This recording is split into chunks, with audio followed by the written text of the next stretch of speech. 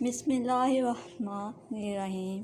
قیامت کے روز فرشتوں کو موت کیسے آئے گی؟ دنیا کے لوگوں میں سے بدقسمت ترین وہ لوگ ہوں گے جو قیامت کے منظر کو خود اپنی آنکھوں سے دیکھیں گے۔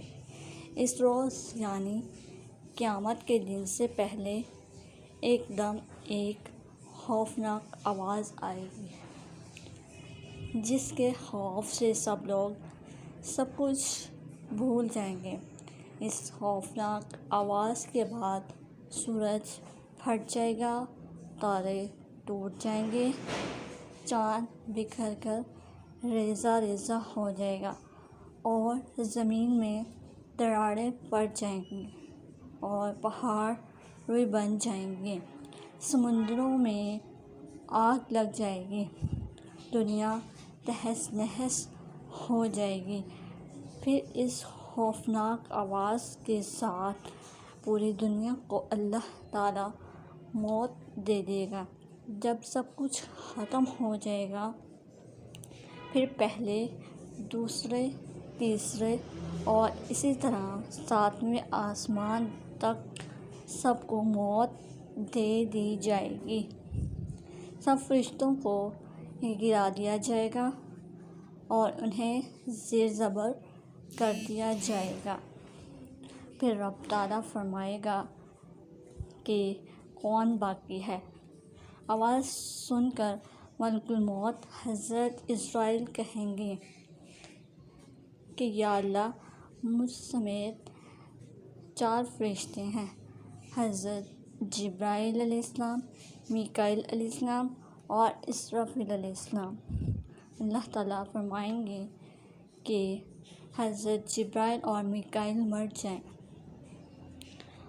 اس پر اللہ کا عرش کہے گا یا اللہ، جبرائیل اور میکائیل کو۔ تو اس وقت اللہ تعالیٰ فرمائے گا کہ خاموش، میرے عرش کے نیچے موت ہی موت ہے۔ اور پھر دوبارہ اللہ تعالیٰ فرمائے گا کہ کون باقی ہے؟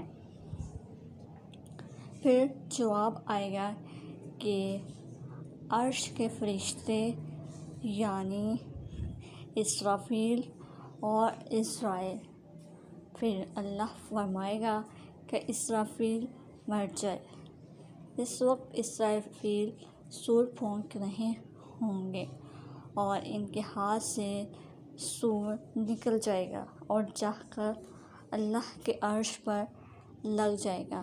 پھر اوپر اللہ اور نیچے صرف عزرائیل علیہ السلام باقی ہوں گے۔